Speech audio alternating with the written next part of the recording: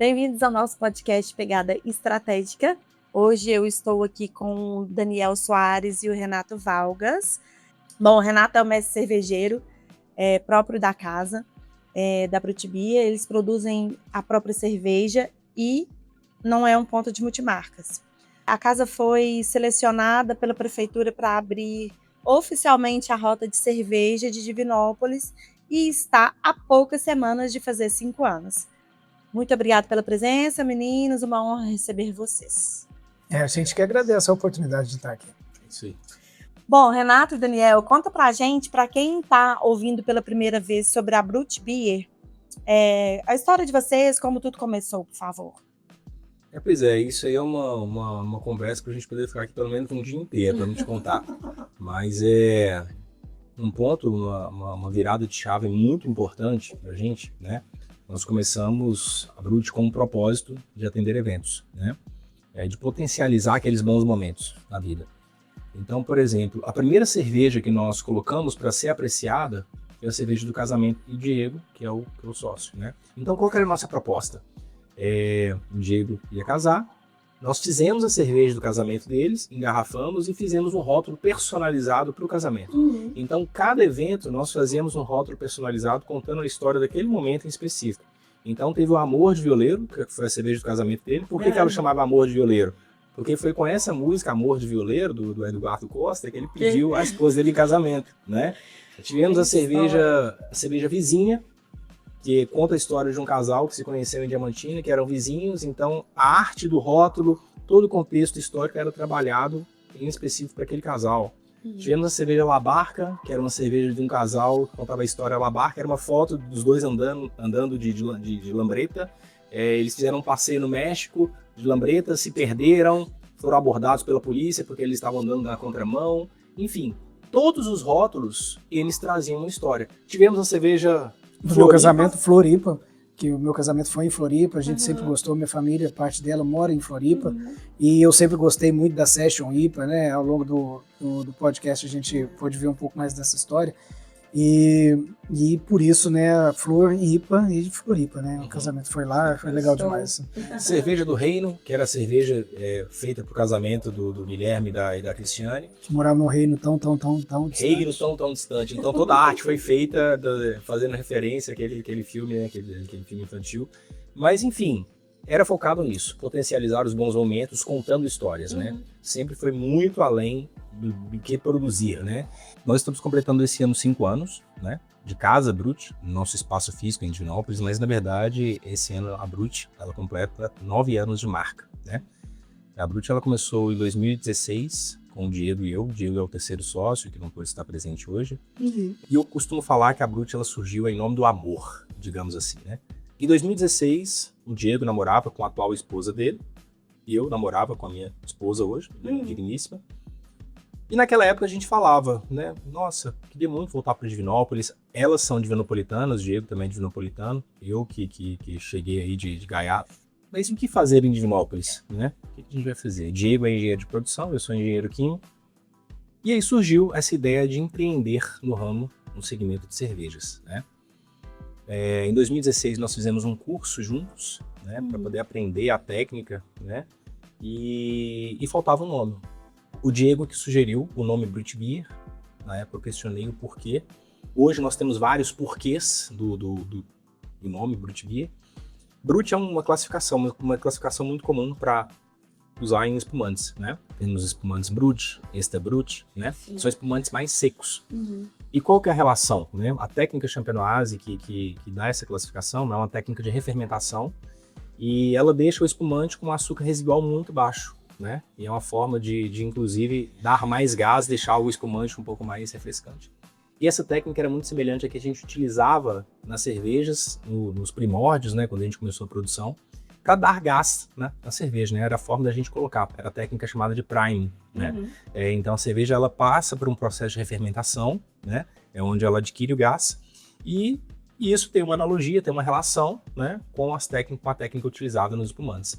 E claro, qual ocasião, que você costuma, por exemplo, abrir um espumante quando você quer celebrar alguma coisa, né? É por isso que se chama Brut Beer e o nosso slogan é Lúpulo, Malte e Celebração. A ideia é que você apenas abra uma Brut Beer quando você de fato quiser celebrar alguma coisa, né? A gente gostou, né? O nome pegou, criamos uma identidade visual simples na linha do menos é mais, né? E de lá para cá, o projeto ele foi crescendo de uma forma muito orgânica até a gente estar onde nós estamos hoje. Ó, interessante, gente. Eu acho que pouca gente sabia dessa longa história. E depois, futuramente, né, eu vim a descobrir que o termo Brut, né, que era pensado na questão do processo, né, da classificação de espumantes, existe uma palavra no alemão chamada Bruten. E essa palavra Bruten, ela faz referência a um cuidado, ela faz referência a uma situação. Que situação que é essa? Aquela mesma situação quando uma galinha, por exemplo, bota os seus ovos e ela choca os ovos e ela cuida dos ovos até que os ovos se choquem e dê origem à vida. Então, se a gente fizer uma analogia, com a cerveja não tem muita diferença. Nós escolhemos os ingredientes, a gente seleciona toda a matéria-prima que vai ser produzida. A cerveja é produzida, passa pelas fases, pelas operações, e nós vamos acompanhando e tendo todo cuidado com ela até que ela surja para ser apreciada pelos nossos clientes. Muito legal essa questão. Lembrando que é um cuidado bem especial, realmente, né? A gente sempre focou em fazer cervejas, né? O Renato, principalmente, sempre focou em fazer cervejas de realmente qualidade. Conta pra gente qual foi o primeiro tapa na cara que vocês levaram depois que vocês abriram a Brut Beer de verdade. O que você acha? Respirou fundo aí. É porque, na verdade, são vários tapas na cara, né? E a gente tem enfrentado algumas dificuldades com relação à própria gestão do negócio, né? Então, a gente sempre lembra, mas são pontos que a gente vem melhorado a cada ano, né? Com apoiadores que a gente sempre teve aí para poder ajudar a orientar a gente. Na verdade, assim, talvez um tapa na cara é porque existe muita fantasia por trás do universo cervejeiro, né? Existe muito charme, muito glamour por trás da produção de cervejas especiais. Mas uma coisa é você fazer a cerveja como um hobby, né? Para você poder se divertir e confraternizar com os amigos. Quando a coisa ela vira profissional, ela perde um pouco o charme, entre aspas, né? Porque a gente ama o que a gente faz. De fato, a gente ama muito. Mas é uma responsabilidade muito grande, né? Por exemplo, quando a Brut Beer abriu e a gente se viu dentro de um negócio, né, que nós não tínhamos... porque é tudo junto. Hoje nós temos produção, hoje nós temos um showroom, que é um bar de fábrica, né, onde a gente recebe as pessoas e temos a parte gastronômica. Então, nesse sentido, é desafiador conciliar tudo isso, né? Sim. Quer complementar? Pode. Não, com certeza, né? E a gente percebe também que a gente precisa, às vezes, de se adequar ao movimento, né? No início a gente não tinha Pilsen, né? Exato. Depois a gente passou, a gente sempre teve, né, uma Hope Lager, que é uma cerveja um pouco mais lupulada, mas a gente acabou fazendo, né, o Renner criando aí uma Pilsen para atender o maior número de pessoas. Nossa ideia nunca foi fazer Pilsen. Sim. Né? Nós startamos o projeto já cometendo um erro, né? Hoje a Pilsen, indiscutivelmente, acho que para todas as cervejarias do Brasil é um dos produtos que mais vendem, né? Pela cultura do brasileiro mesmo. A Hop Lager era o nosso produto de entrada. Era uma Lager, né? Era uma Pilsen, entre aspas, com tempero, uma pegada lupulada mais acentuada, né? Porém, depois a gente entendeu que ainda assim havia necessidade de ter um produto ainda mais palatável, digamos assim, mais fácil de ser consumido, que é a Pilsen, né? Dentro aí da linha do brasileiro. Eu acho que você lidar com a expectativa do cliente, isso é uma coisa muito séria. Os nossos clientes hoje, eles vão da Brut, consomem nosso produto. E eles querem voltar lá daqui 5 anos e sentir o mesmo sabor, né, o mesmo padrão de qualidade, né?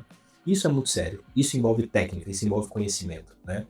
Eu acho que quando a gente se deparou com a situação, quando a gente viu a responsabilidade que nós estávamos, né, prestes a assumir, eu acho que isso foi um tapa na cara, né? Opa, eu preciso entender, né, essa expectativa para não frustrar o cliente. E graças a Deus, todos os clientes que vão na Brut hoje e consomem, e que foram há 5 anos atrás ou que consumiram nosso produto há 8 anos atrás, eles sentem o mesmo sabor. Porque a memória sensorial não engana a gente. É verdade. Né? Exatamente. Então, Que isso- foi exatamente isso que eu percebi quando a gente abriu essa session de Hoje. garrafa, hoje, nesse momento. Exatamente. Então, eu E acho é que uma exigência com responsabilidade, ou vice-versa, né? Uma responsabilidade com exigência de ter mesmo e seguir essa linha e não fugir disso, né? isso, exato. Eu acho que o universo cervejeiro ele seria muito mais feliz se as pessoas elas colocassem a qualidade do produto sempre em primeiro lugar, sabe? E assumissem essa responsabilidade. É uma coisa muito séria, é muito estudo envolvido, foram muitos anos de estudo, a gente se dedica muito, a gente tem muito orgulho do padrão de qualidade que nós temos hoje, né? E isso é inegociável, tá? Né? Exatamente, né? Então, assim, eu acho que é assim que a gente constrói o nosso legado, é assim que a gente constrói a nossa marca de forma bem orgânica, né? E sempre pautada no feedback dos clientes, né? Eles são o nosso principal termômetro. Bom, agora uma pergunta mais pessoal minha mesmo. Eu queria saber, vocês acham que essa preferência, a opção da Pilsen, por exemplo, é uma questão mais feminina, por ela ser uma cerveja mais suave, ou não? Isso não tem muito a ver.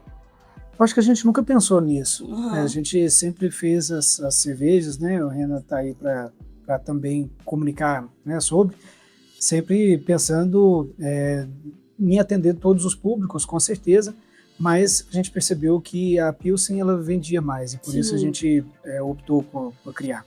Não porque por uma questão de Não, de forma alguma. Até Não. temos algumas situações bem curiosas, né, de clientes que vão na Brut. Tem um episódio que me marcou muito no início, né? 2 mulheres chegaram na Brut e uma pediu uma Stout, a nossa Vanilla Stout, que é uma cerveja de alta complexidade, e a outra pediu uma Double IPA, que já é uma cerveja também de alta complexidade, é uma cerveja que tem um amargor mais acentuado, um IBU mais alto, é uma cerveja de maior cor, mais alcoólica, inclusive, sim. E aí o nosso colaborador na época, ele virou para ela e falou: mas vocês têm certeza? Essas cervejas elas são maiores? Temos certeza, a gente quer elas. Então nós temos mulheres que são apaixonadas com cervejas de alta complexidade. E temos homens que não suportam esse tipo de cerveja. Então é muito engraçado. Era uma curiosidade mesmo que eu Isso. tinha de É do paladar, é da cultura do brasileiro mesmo, Sim. né? Então assim, a Pilsen hoje ela é a porta de entrada. Uhum. Hoje nós temos uma regra de degustação na casa que você tem a oportunidade de escolher 5 estilos dentre os 10 estilos que nós temos disponíveis. Você monta a sua régua da forma como você quer. Regras de 100 ml, 300 ml ou 500 ml, né? E ali você dá a oportunidade para o cliente dele conhecer outros estilos e se encontrar, né? E ele vê que existe um universo muito maior dentro das cervejas do que uma Pilsen, que é uma cerveja muito refrescante, para o papel, né, que ela cumpre muito bem, né?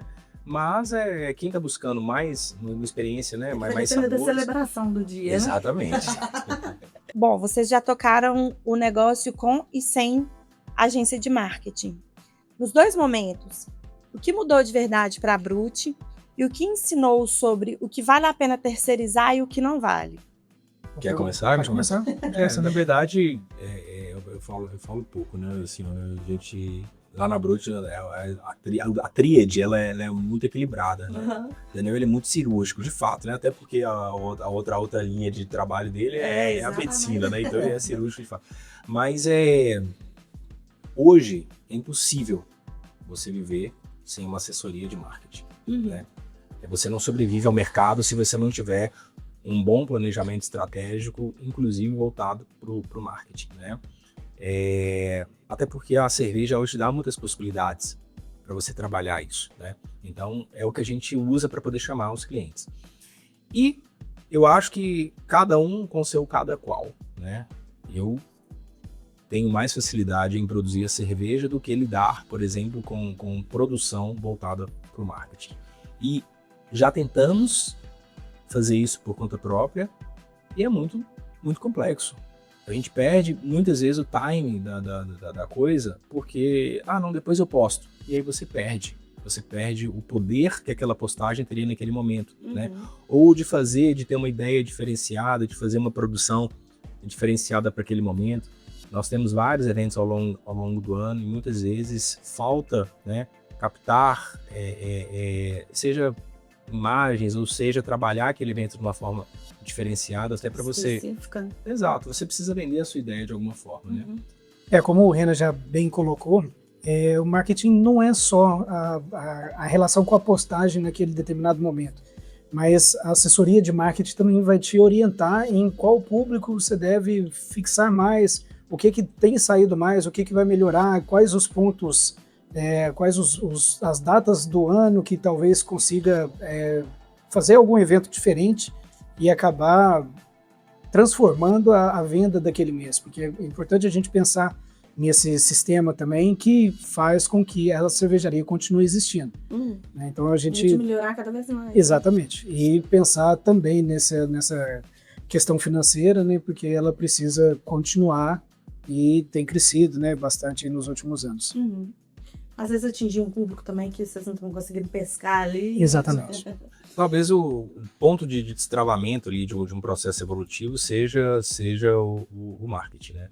Exatamente para você galgar novos clientes, né? Catequizar novas pessoas para poder vir. Às vezes a gente se encontra estabilizado e por que eu posso fazer a mais, né? E o marketing ele tem essa função. Mas é difícil a gente pensar no negócio, a gente pensar na produção, pensar nos nossos eventos e ainda ter que separar um tempo para poder pensar no marketing. Né? Já fomos assessorados por algumas agências, já tivemos boas experiências ruins, né? Já cometemos o erro de, em épocas de sazonalidade, onde o caixa dá uma apertada, a gente vai ter que cortar em alguma coisa. Vamos cortar no marketing. É um erro, né? Que nós já cometemos, inclusive, mas a gente vai errando e aprendendo devagarzinho. Certeza. Fala pra gente, vocês usam inteligência artificial na Brut? Eu acho que nos últimos anos, né, a gente vem tendo um apoio maior da inteligência artificial, né, porque realmente ficou muito fácil de simplesmente jogar lá e ter o retorno daquela ação, mas ao mesmo tempo ela precisa de ter um direcionamento estratégico, né, para a gente poder ocupar exatamente aquele nicho que a gente gostaria. Assim, eu acho que hoje o uso da IA ela é inevitável, né, para tudo. Né? Não somente para poder gerar imagens, né? A gente já fez de tudo um pouco, né? Mas até para você entender certas questões, certos ajustes, às vezes é uma fonte, inclusive, de pesquisa muito rápida, de resposta rápida, mas tem que ser usada com cuidado, com responsabilidade. Sabedoria. Né? Exatamente. Né? Então, mas já utilizamos sim. Sim.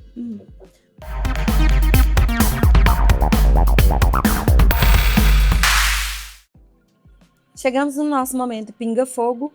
Vocês podem responder juntos. E cerveja artesanal, é luxo ou é acessível? É acessível. Point no centro, sobrevive sem rede social? Impossível. Em Divinópolis, o povo vai no bar pela bebida ou pelo ambiente? Acho que os dois. Os dois. Dá para ter point de sucesso sem virar franquia? Dá sim. Exclusividade. E a nossa última pergunta, marketing pago. Funciona para o negócio local ou é fogo de palha? Funciona. Quando bem feito. Bom, meninos, a gente tem uma pergunta que a gente faz para todos os nossos convidados aqui, que eu acho que é uma pergunta que agrega muito e para todo mundo saber um pouco da experiência e aprender com a experiência de vocês. Qual é a coisa mais cara que vocês aprenderam errando? Essa eu não estudei, não. Mas é uma pergunta difícil. Pergunta bem difícil. Eu puxei na memória alguma situação que fosse realmente impactante, né, nesse sentido. E eu acho que uma palavra que define bem os dois cenários que eu vou apresentar é a questão de planejamento. Eu acho que a falta do planejamento, né, ela compromete muita coisa. Por que eu estou falando isso? Bem no início, eu acho que, se não me falha a memória, era 2017 ou 2018. Nós viemos para Divinópolis para participar de um evento. E esse evento, Até lembrei desse. ele nos prometeu muita coisa, né? E nós viemos preparados para a guerra. A gente trouxe uma quantidade de produto absurdamente grande, né? Mas nós não tínhamos planejamento, nós não tínhamos estrutura e nós nem sabíamos, na verdade, o que a gente ia encontrar. A gente foi muito corajoso, inclusive, né? E é um problema do meio, você ser corajoso, você ser aventureiro nesse segmento, isso é complexo. Mas nós viemos para esse evento, na época, com 26 barris de 50 litros, tá? Então a gente está falando de 1.300 litros de chopp. E é pra guerra mesmo. Exato. É um volume muito grande que nos eventos que a gente faz hoje, a gente entende que é um volume, né, considerável. Fato é que nesse evento a gente deve ter vendido 5 barris. Dos 26, nós vendemos 5 barris. Pelo menos a decoração ficou bonita, né? Ficaram todos os barris expostos. E aí o problema veio dessa questão. A gente não estava preparado para não vender. Nós viemos tendo a certeza que nós iríamos vender tudo. E que esse evento ia ser um divisor de águas na Brutibia. Mas quando a gente viu nesse cenário, não vendemos. O chopp, ele é um produto que ele tem que ser mantido refrigerado. Né? Fora da refrigeração, ele dura 4 dias, 5 dias no máximo. Né? A gente não utiliza nenhum tipo de produto, né, de aditivo para poder manter conservação. Né? Então é um produto 100% fresco. Fato é que a gente não tinha onde guardar esses barris, a gente não tinha como fazer uma logística reversa para levar os barris embora. Enfim, e agora? O que a gente vai fazer? A gente não tinha para quem vender esses barris. E aí a gente tomou uma decisão, levamos esses barris para o sítio do Diego. No sítio do Diego tinha um freezer pequeno que cabia 2 barris. E o pai dele, na época, nos deu uma força muito grande. Nós colocamos todos os barris dentro de um cômodo escuro, um cômodo fresco, né? Com a falsa ilusão de que aquilo ia, né, estender a validade do produto, enfim. E o pai dele ia trocando os barris, tirava 2 barris, um barril de 50 litros, ele pesa mais 65 quilos, né? Então o pai dele tirava barril e ia fazendo o revezamento desses barris, né? Mas a gente ficou mais de mês com esses barris. Moral da história, a gente perdeu praticamente tudo. Nós perdemos praticamente tudo. Falta de planejamento, né? A gente quis abraçar uma coisa que nós não tínhamos condições de atender. Mas aquilo foi um aprendizado, né? De uma forma bem dura. Foi muito assim, pra gente foi um baque grande. Um choque, né? A gente veio muito empolgado. Mas enfim, acontece, né? Faz parte. Valeu a pena, muito a pena, né? Você quer acrescentar alguma coisa? Não, eu até não sabia detalhes dessas trocas de barris. Dessas trocas de barris, porque na época eu não participava ainda da cervejaria. Pelo menos não da parte administrativa, só participava da parte degustativa. A gente... Inclusive só usuário. Até um fato interessante, que foi a primeira cerveja que a gente colocou aí hoje, é a Session IPA, a minha preferida. Essa aqui, inclusive. Exatamente essa cerveja. Que ali para sempre, né, a gente já se conhecia há mais tempo, né, desde 2016, 17, 18, 19, 20, 21, eu já insistia com os meninos na ideia que essa cerveja é tão boa que eu precisava fazer parte desse negócio. Era o maior consumidor da cerveja, nosso maior cliente. Era quem mais comprava Session IPA para o Daniel. Sempre que tinha algum evento na fazenda, algum evento em casa, né, a gente comprava o barril da Session ou comprava garrafas, porque aí assim a gente foi até expandindo, né, levando o pessoal para conhecer, e eu gosto tanto dela que eu sempre falei com eles que isso precisava ser maior. Então essa foi ali em 2020, 2021, que eu falei que todo mundo precisava, e fiquei insistindo com os meninos, eles deixaram fazer parte. Foi aí que eu entrei na sociedade. E que a gente montou, né, o espaço que a princípio seria só um estabelecimento para a gente guardar alguns barris, ter a câmara fria ali no centro. Era meio para final da pandemia, para tentar trazer mais para Divinópolis e tentar divulgar e atender os eventos, né?